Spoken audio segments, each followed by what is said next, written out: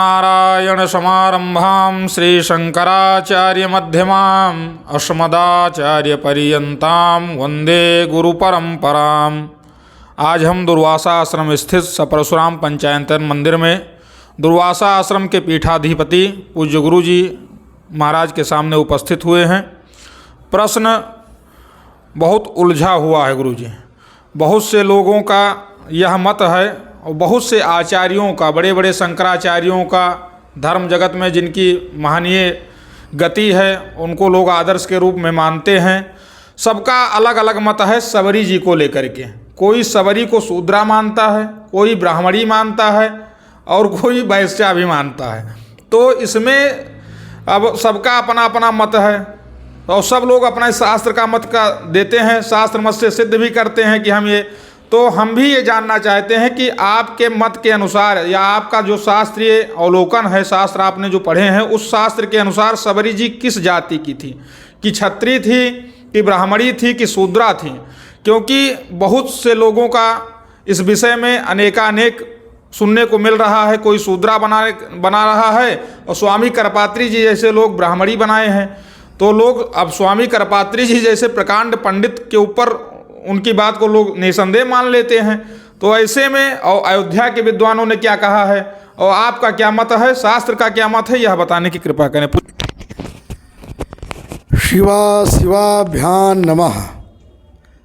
ये बहुत ही मार्मिक प्रश्न है और हमारा जो शास्त्र का अवलोकन है उसके अनुसार तो सबरी वैश्य जातिया थी, ना तो ब्राह्मणी थी और ना वो शूद्रा थी।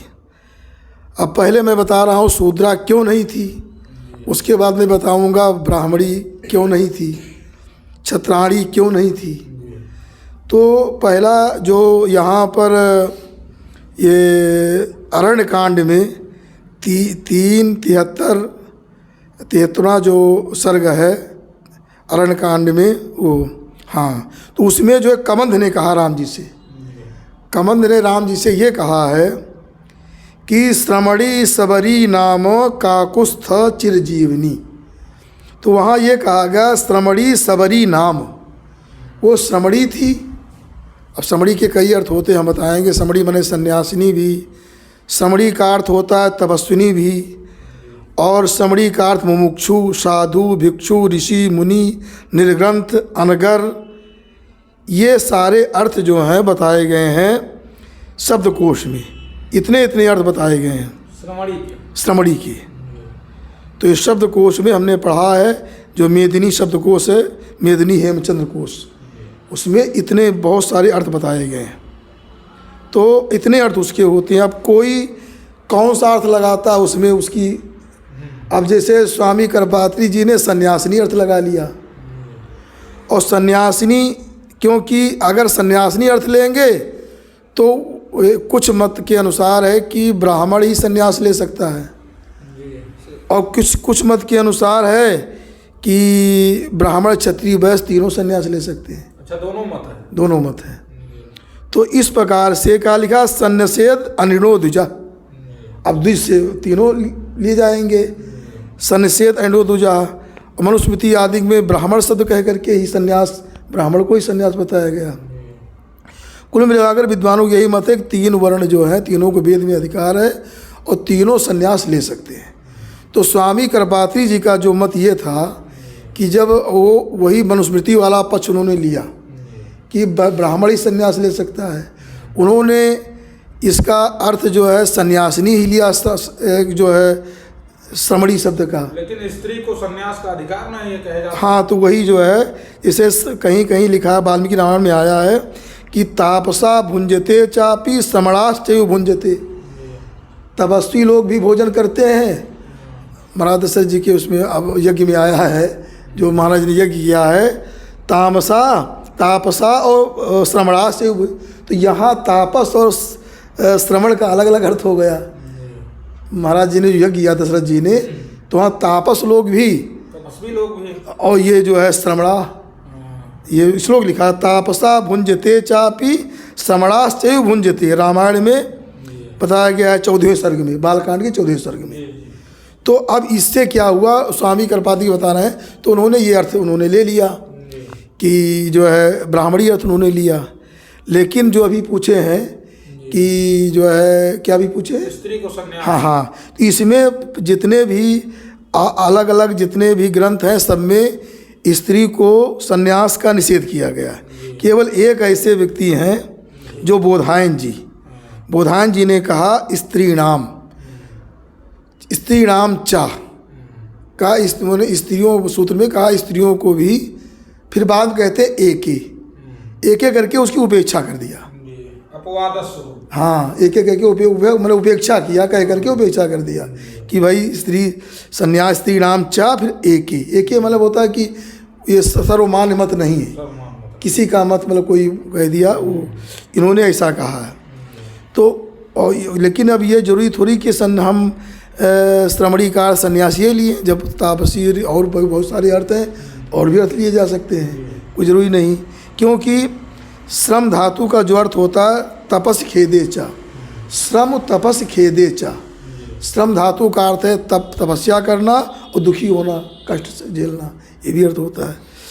तो इस तरह से उनको जो है, तो सबरी को उन्होंने जो, तो ये इस आधार पर अगर उन्होंने मान लिया कि ब्राह्मणी थी, उनका करपात्री जी ने इस आधार पर उन्होंने मान लिया मनुस्मृति आदि के अनुसार कि उन्होंने मान लिया कि चलो वो सन्यासिनी थी, ऐसा माना है।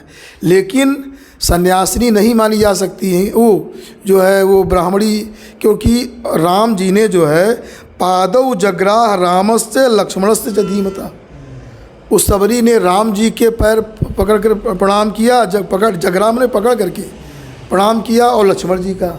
अगर वो ब्राह्मणी होती तो राम जी ने कहीं किसी ब्राह्मण से अपना चरण स्पर्श नहीं कराया, और तपस्विनी भी थी, वो ब्राह्मणी होती तो राम जी अपना चरण स्पर्श नहीं करा सकते थे।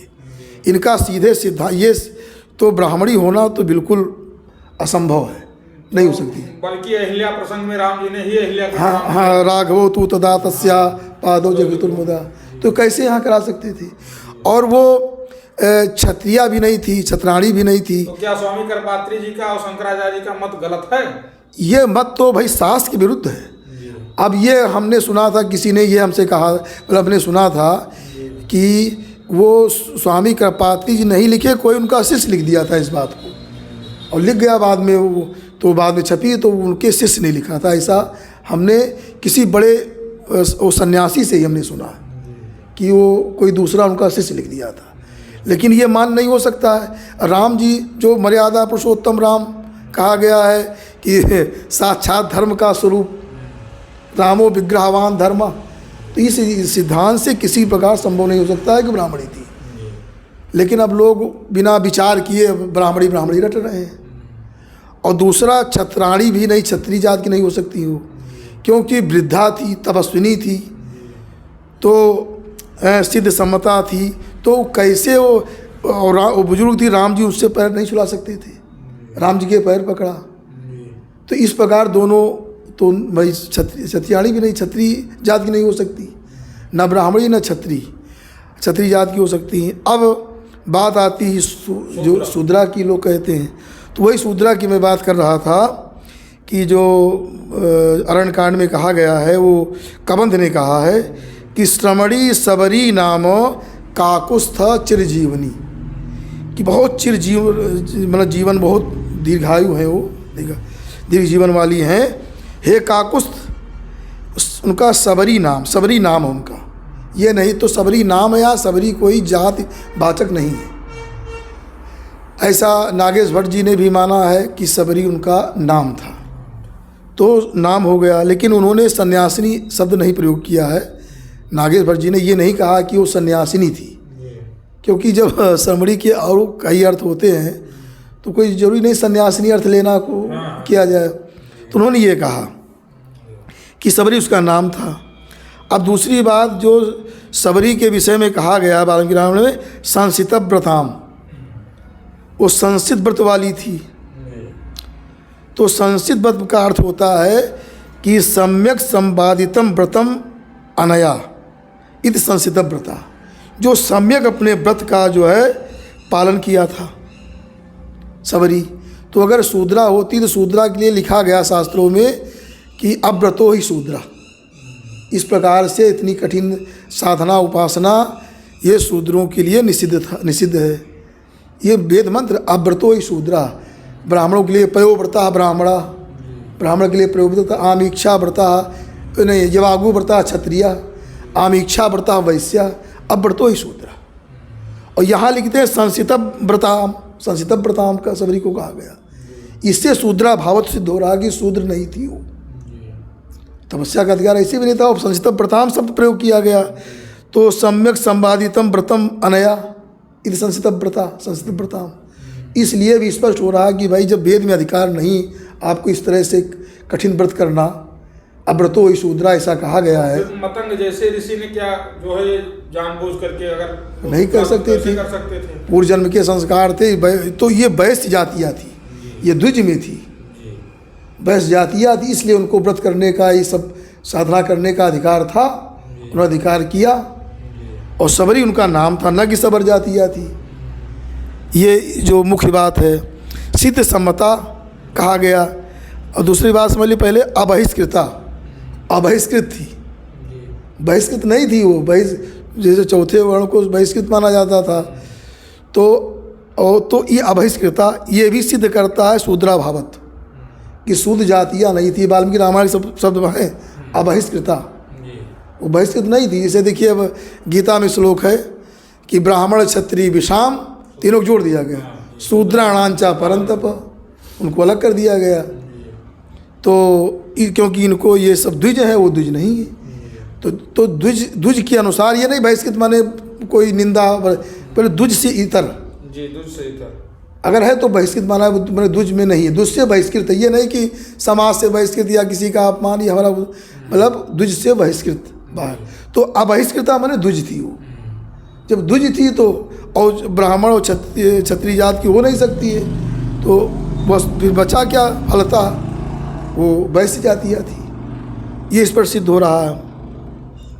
और दूसरा जिसे कहा गया है कि सिद्ध सम्मता, सिद्ध ही सम्मता, सिद्ध को द्वारा सम्मत थी वो।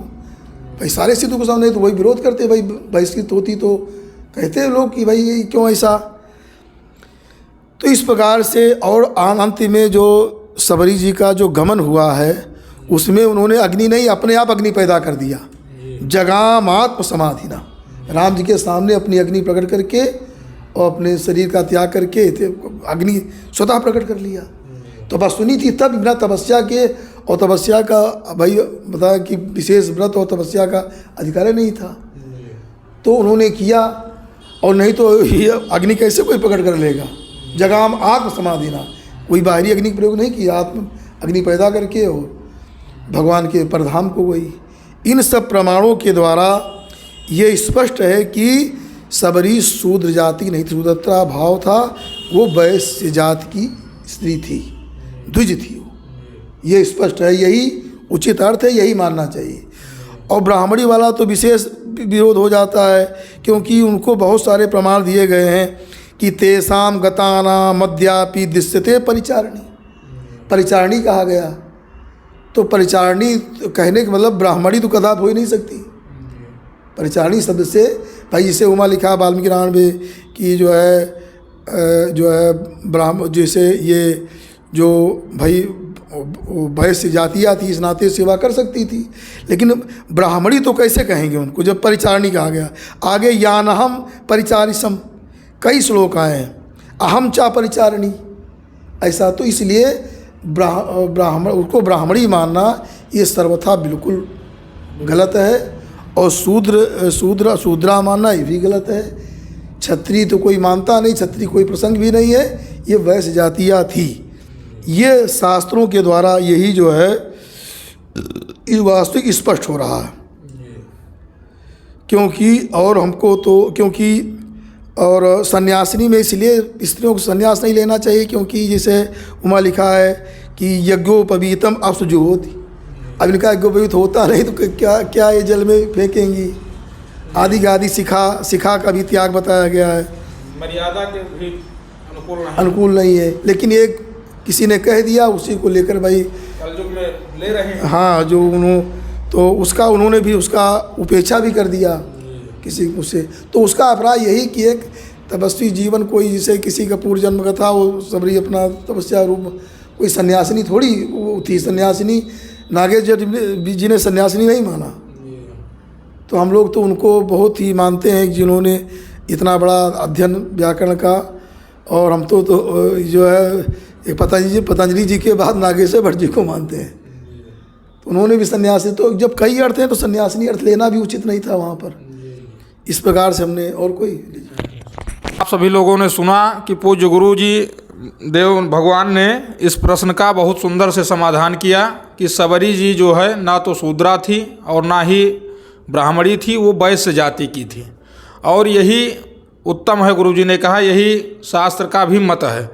बाकी और जो लोग कह रहे हैं वो उनका मत होगा, वो अपने हिसाब से कह रहे होंगे, लेकिन जो सबसे वाल्मीकि रामायण के अद्भुत विद्वान हुए श्री नागेश भट्ट जी, इसीलिए हमारे यहाँ कहा गया ग्रंथस्य ग्रंथांतरे टीका, ग्रंथ पढ़िए उसके अंतर में टीका पढ़िए। तो गुरु जी ने उसका अध्ययन किया और अध्ययन करके आपने ये सिद्ध किया कि सबरी जी वैश्य जाति थी, क्योंकि इसमें मानने में कोई समस्या नहीं होगी। अगर ब्राह्मणी मानेंगे तो फिर समस्या हो जाएगी, शूद्रा मानेंगे तब भी समस्या। तो वैश्य जाति जो आपने बताया वही ठीक है, और यही सबरी जी थीं। इति ओम सब।